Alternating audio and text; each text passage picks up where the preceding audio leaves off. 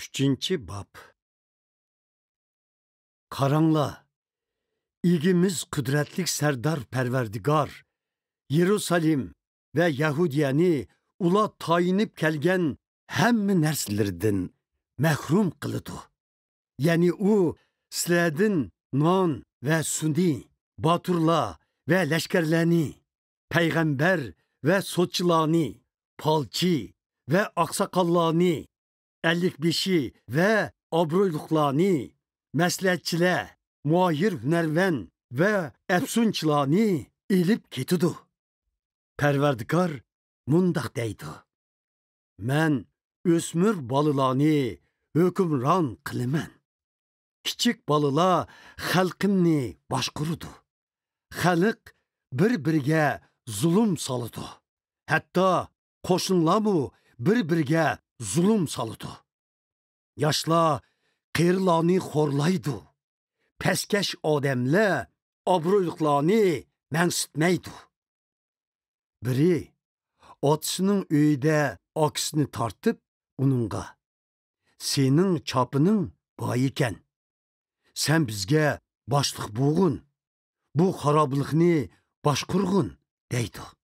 Bu vaqtda oksi varqirab turib, men yaranglarni saqaytolmayman.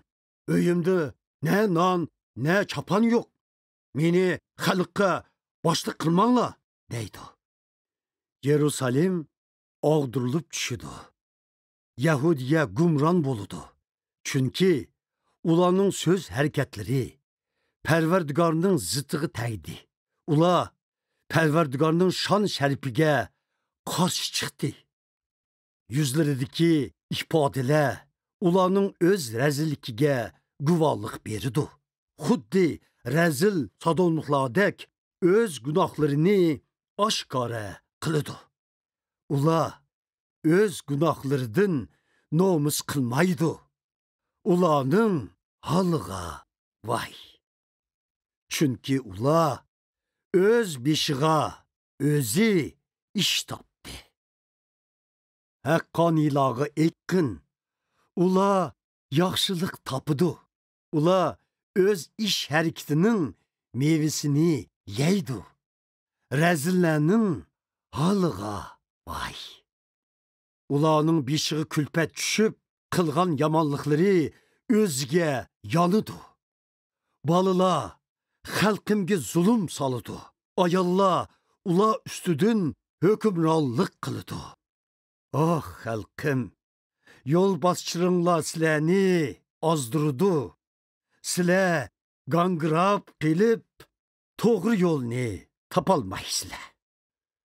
Perverdigar sotdan o'rin oldi. U xalqni so'roqqa tortishga hozirlandi.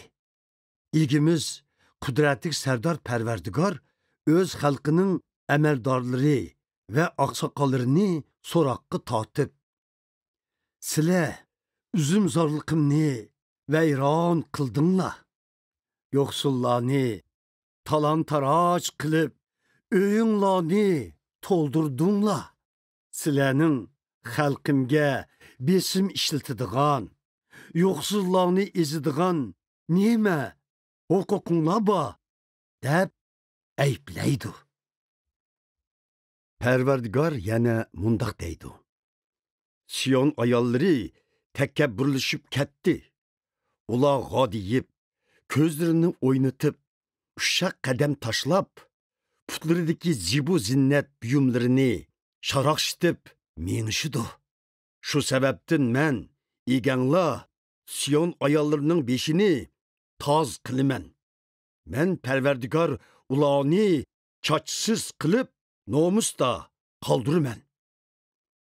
U kun kelganda egimiz ularning putlaridagi bezaklar, beshidagi lentalar, oy shakillik zinnat buyumlar, halqalar, bilazuklar, chumbarlar, bosh kiyimlari, putidagi zanjirlar, kamarlar, atir qutilar, tumarlar, üzüklər, burun halqıları, bayramlıq libaslar, tonlar, çapallar, həmiyanlar, əynəklər, kəndir rəxtin tikilgən kiyimlər, tacılar ve romanlarını tartıp ekitidu. Xushbo'y puroqlarning o'rniga sesiq puroq olmishidu. Kemer o'rniga arg'amcha ishlatildi. Qo'yiq choch o'rniga taqir bosh olmishidu. Esil libos o'rniga motamlik kiyim kiydi. Go'zallik o'rnini sharmandichilik oladi. Erlaringlar qilish ostida o'lidi. Baturlaringlar urush maydonida yer tishlaydi. Siyon darvozalari noli qilib g'ozi tutudi. Bu shahar Topiyada g'eribsinib yolg'iz o'tirgan ayolga o'xshab qoladi.